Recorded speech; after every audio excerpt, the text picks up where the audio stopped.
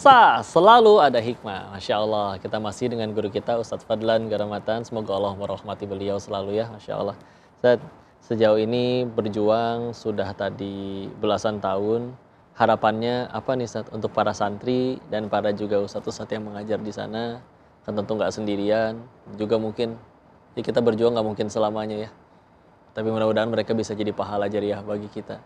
Mungkin disampaikan Ustadz kepada juga semua yang nonton.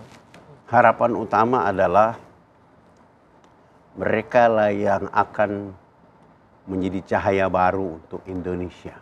Masya Allah. Mereka yang akan tumbuh di kampung halamannya untuk menyampaikan pesan kepada masyarakat Indonesia dan dunia bahwa saya adalah seorang muslim, muslimah yang dari timur untuk negeri ini. Bahkan cita-cita besar kami adalah Indonesia emas itu dimulai dari mereka.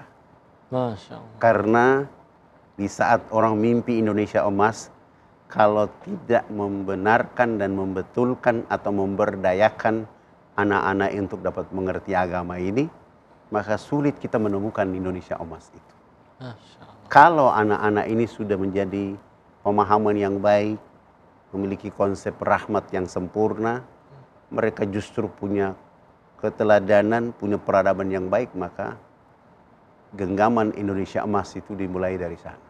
Karena di saat orang sedang tidur di Indonesia Tengah, Indonesia Barat, mereka lah yang pertama kali menyapa Indonesia dari timur. Iya betul. Mereka yang sholat subuh duluan, Iya. mereka yang sholat duhur duluan, sholat asar duluan, maghrib duluan, isya duluan, bahkan Jumat duluan, Idul Fitri duluan. Kalau kita bersama-sama menata mereka melalui pesantren yang ada di Bekasi, saya sungguh yakin di saat kita sudah tidak ada di bumi, suara dari timur itu dengan Islam untuk Indonesia. La haula wala quwata illa billah. Amin ya rabbal alamin. Dan kecintaan mereka kepada Indonesia pun tidak diragukan ya Ustaz. Di saat Subhanallah.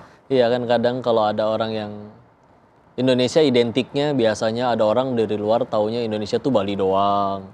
Atau misalkan mas-mas dari Jawa misalkan karena banyak yang akhirnya juga kerja di luar. Udah gitu nggak mau pulang lagi lebih betah. Tapi mereka justru kecintaan kepada negerinya itu benar-benar Masya Allah ya Ustaz. Bahkan target kita suatu saat nanti imam-imam di masjid-masjid besar di seluruh provinsi di Indonesia adalah anak-anak dari sana. Masya Allah. Masya Allah. Mudah-mudahan nanti bisa mampir ke sana dan juga mendengarkan bacaannya. Pernah juga beberapa kali kita diimamin dengan anak-anak yang dari Papua. Terlihat masih muda tapi Masya Allah yang bacaannya, hafalannya. Maka benar-benar bisa.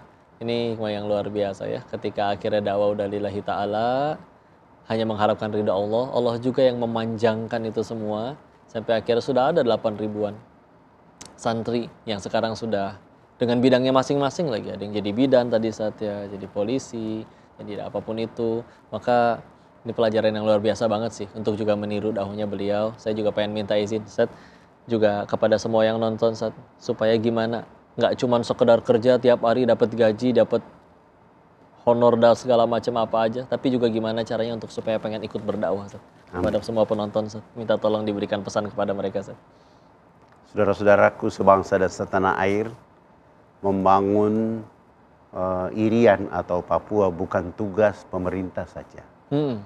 Marilah dengan konsep wa'tasimu bihablillahi jami'a, kita berkemampuan untuk melahirkan dan mengkaryakan bahwa anak-anak Islam dari Irian atau Papua adalah aset umat dan aset bangsa.